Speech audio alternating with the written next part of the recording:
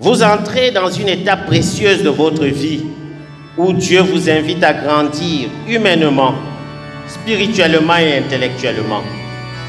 Ne craignez pas les défis.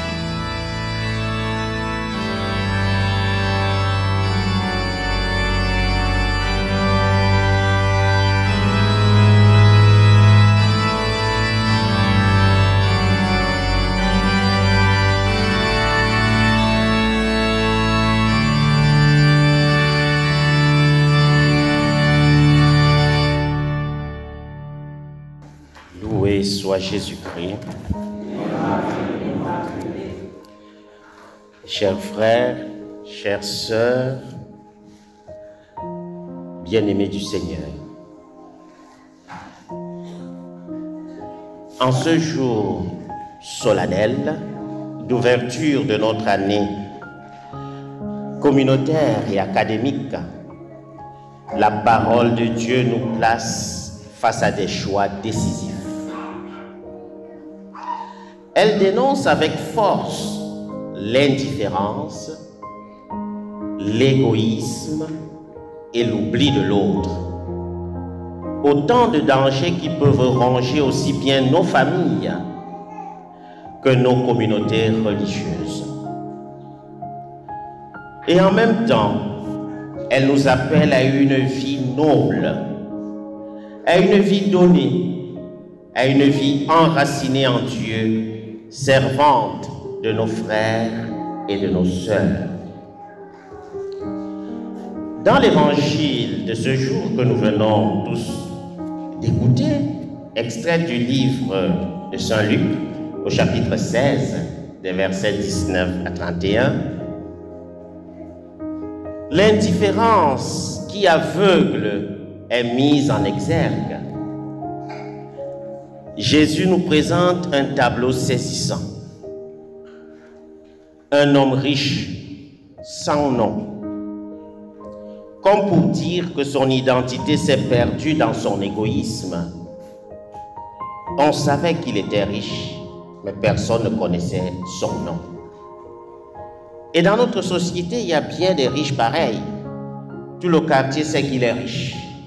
Il est identifié comme tel, mais personne ne connaît son nom. Son nom se perd. Et son nom peut se perdre dans cet égoïsme, comme je venais de le dire. Ce riche vit dans l'abondance, l'insouciance, tandis que Lazare, le pauvre à sa porte, souffre dans l'indifférence générale. Il n'a pour seul compagnon que des chiens qui viennent faire des pansements. Ce texte ne parle pas seulement des riches et des pauvres au sens matériel. Il nous parle de notre capacité ou incapacité à voir l'autre, à voir la souffrance de l'autre, à voir les difficultés dans lesquelles vit le voisin. À reconnaître en chaque frère, en chaque sœur, un Lazare à aimer, un Lazare à écouter, un Lazare à relever. Dans la communauté, il peut y avoir des formes subtiles d'indifférence quand on s'isole, quand on juge facilement l'autre, quand on ignore les souffrances ou les besoins des autres. Bref, on n'intègre pas la place et la part de l'autre dans la notion de vie communautaire ou en famille. C'est cela que dénonce aussi le prophète Amos dans la première lecture que nous avions tous écoutée. Amos dit ceci: ceux qui vivent couchés sur des lits d'ivoire, inconscients de l'effondrement de leur peuple. Une image forte qui, dans un contexte de vie communautaire ou de vie familiale, nous interpelle sur nos propres zones de confort et de repli égoïste. Il nous pousse à reconnaître que même en communauté, on peut s'installer dans une routine sécurisante, centrée sur ses besoins, ses affinités, ses privilèges, temps libre, espace personnel, etc. Au détriment de la fraternité et de la solidarité quotidienne. Par exemple, un frère en difficulté, moralement ou académiquement, peut être ignoré par souci de tranquillité personnelle ou par indifférence. Le prophète nous appelle à briser cette logique pour faire de notre vie commune un lieu où chacun se sent responsable du bien-être et de la croissance de l'autre, en vue d'une vie plus fraternelle, plus attentive et plus solidaire. Saint Paul, dans la deuxième lecture, exhorte son disciple à fuir les compromis du monde pour poursuivre la justice, la foi et l'amour, dans un esprit de persévérance et de douceur. Autant de repères clairs, utiles pour nous dans cette société où nous vivons. Celle-ci qui est qualifiée de société liquide, où il n'y a plus rien de solide. Il nous donne des repères importants. Ces repères sont utiles dans cette société marquée par le relativisme. On arrive à relativiser même la vérité. On relativise la justice. Et vérité et justice sont souvent soumises à des logiques d'influence. La loi des plus forts. À des logiques de préférence, des préférences personnelles et des affinités. À des logiques de relations. Sais-tu qui je suis? Il suffit d'un coup de fil, etc. C'est la société dans laquelle nous vivons. La relation. J'appelle et tu vas voir. À vous, jeunes confrères religieux, ce texte rappelle l'urgence d'un engagement cohérent et ferme dans un monde qui tente de diluer les valeurs évangéliques. Dans la vie communautaire, cela se traduit concrètement par des choix courageux. Ne pas favoriser uniquement les relations par affinité au détriment de l'équité. Refuser les arrangements injustes dans les services, les horaires et les responsabilités. Et cultiver une fidélité intérieure au Christ qui se reflète dans chaque geste de fraternité. Paul vous appelle à être des hommes enracinés dans l'absolu de Dieu et non ballottés par les modes du monde et la manière de faire de tout le monde.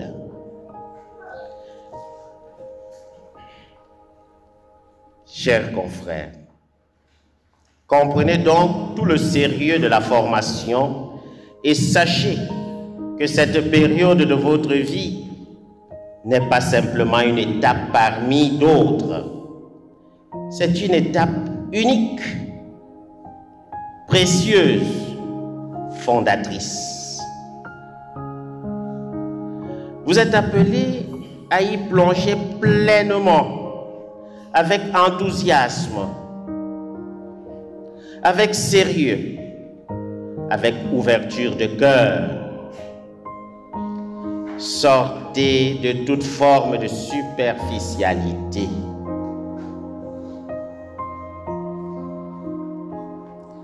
Pour plus de profondeur dans tout ce que vous entreprenez, en recherchant la justice et le bien de tous. Profitez au maximum de ce temps de formation. Nous voici au début d'une année académique, une année communautaire. N'ayez pas peur de vous laisser façonner, même si cela demande des sacrifices. Refusez la facilité, fuyez la tiédeur, bannissez l'égoïsme. Laissez-vous façonner par la parole de Dieu, par l'étude, par la prière, par la vie communautaire. Le chemin de la formation religieuse n'est pas solitaire.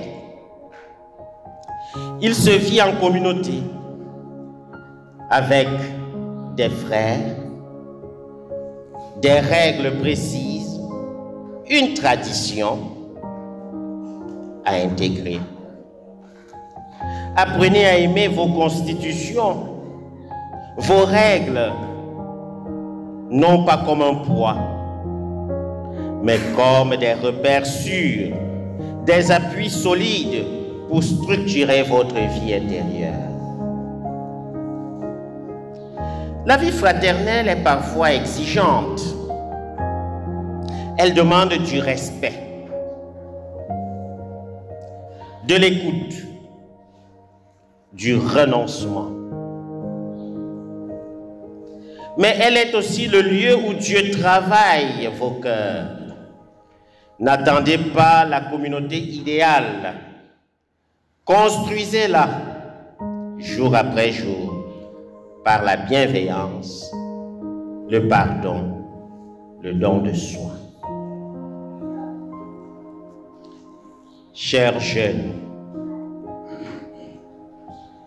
retenez bien qu'un religieux a besoin de sa communauté.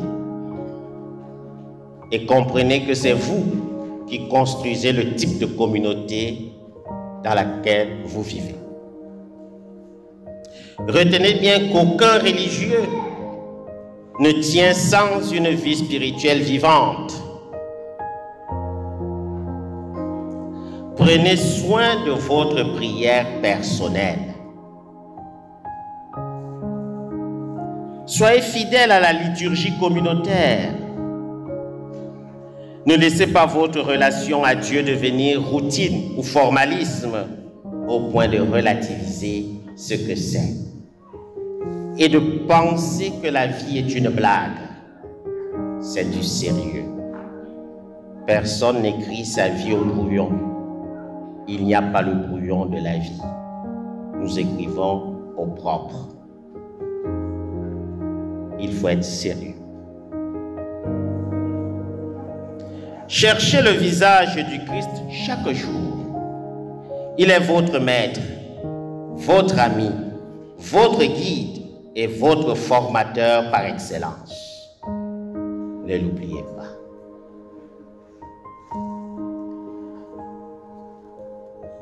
N'oubliez pas que vous êtes religieux étudiant et non pas étudiant religieux. Vous êtes religieux étudiant. Et comme religieux étudiant, soyez conscient que vous vous formez pour être au service de la mission. De ce fait, vous êtes appelé à une formation intellectuelle sérieuse. Non pour briller, mais pour servir avec intelligence le peuple de Dieu. C'est le défi de chaque jour. Engagez-vous. Le monde aujourd'hui est traversé par des défis nouveaux. Les technologies, l'intelligence artificielle, les crises sociales et culturelles.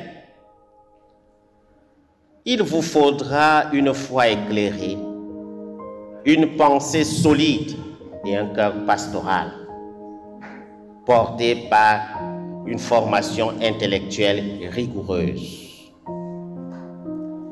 Ne négligez pas le travail intellectuel. Apprenez à réfléchir par vous-même, à lire,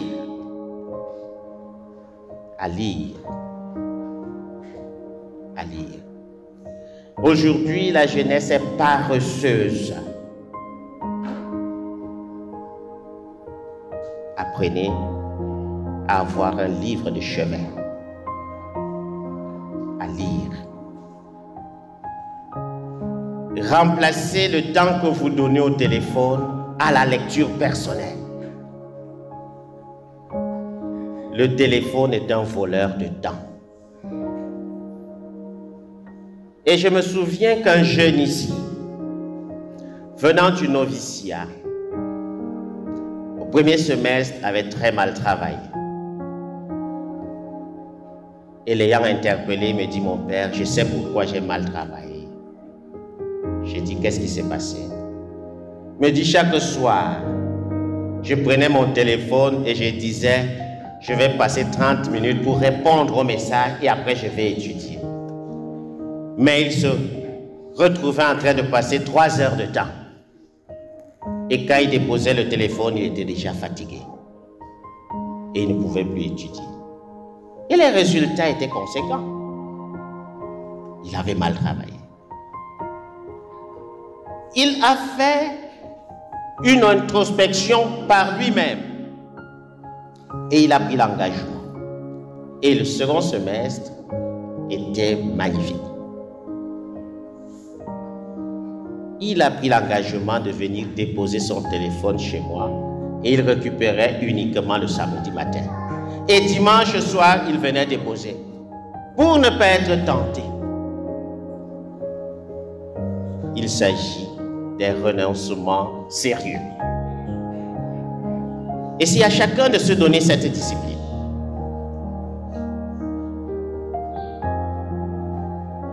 Être sérieux dès le départ.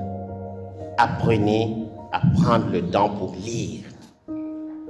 Lire des ouvrages, mais aussi lire des signes de temps. À répondre aux questions d'aujourd'hui avec rigueur et espérance.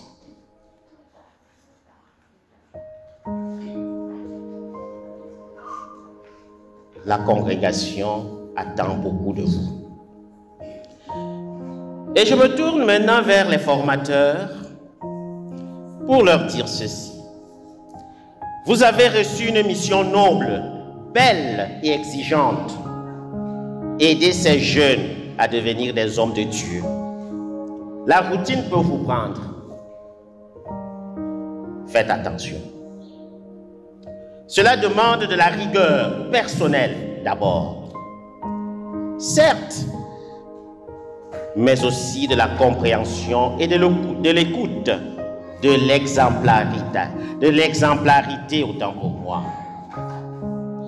Le formateur forme davantage par son témoignage que par ses discours. Soyez des aînés conscients de votre mission, modèles dans la foi, compagnons dans le cheminement et surtout témoins crédibles du Christ. Ils seront ce que vous leur aurez donné. À vous, jeunes, qui arrivez pour la première fois dans cette maison, l'année qui commence est un don de Dieu. Ne la laissez pas passer sans en recueillir les fruits. Accrochez-vous dès le début. Faites de cette année un temps de grâce pour votre croissance, pour votre conversion, pour votre communion avec les autres et développer la passion pour la mission à travers tout ce que vous aurez à vivre.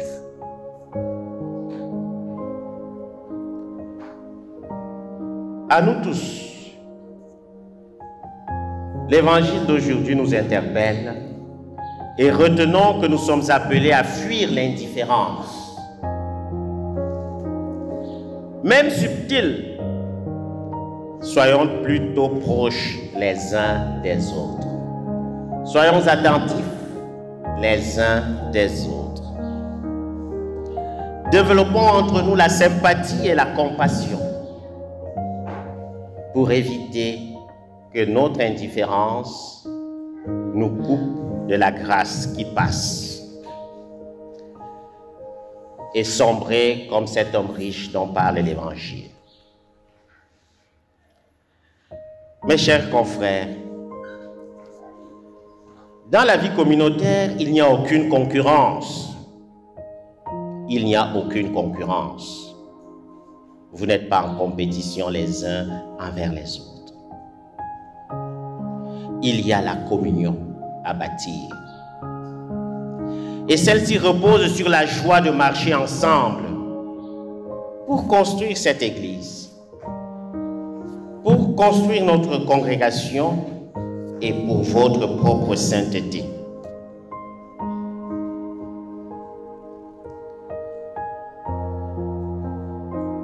Aux jeunes dans cette maison, je redis encore une parole. En vous souhaitant officiellement la bienvenue dans cette maison, vous qui sortez de différents noviciats, je vous demande de ne pas avoir peur. N'ayez pas peur. Exprimez vos talents. Libérez vos talents. N'ayez pas peur. Exprimez et libérez ce que vous portez en vous.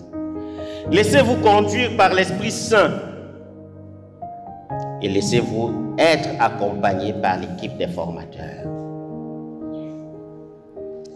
Vous entrez dans une étape précieuse de votre vie où Dieu vous invite à grandir humainement, spirituellement et intellectuellement. Ne craignez pas les défis. Ici, vous n'êtes pas seul. Découvrez dans votre communauté un lieu d'apprentissage mutuel, de soutien et de croissance fraternelle. Prenez le temps de vous laisser façonner avec patience et confiance. Même si vous commettez des erreurs, n'ayez pas peur de recommencer sur le bon chemin. Restez ouvert, humble et persévérant. Et sachez que chaque pas vous mène vers le but, la rencontre avec le Christ. Ouvrez vos cœurs au Christ. Et comme disait le pape Benoît XVI, le Christ ne vous appauvrit pas, il vous enrichit. Le Seigneur soit avec vous.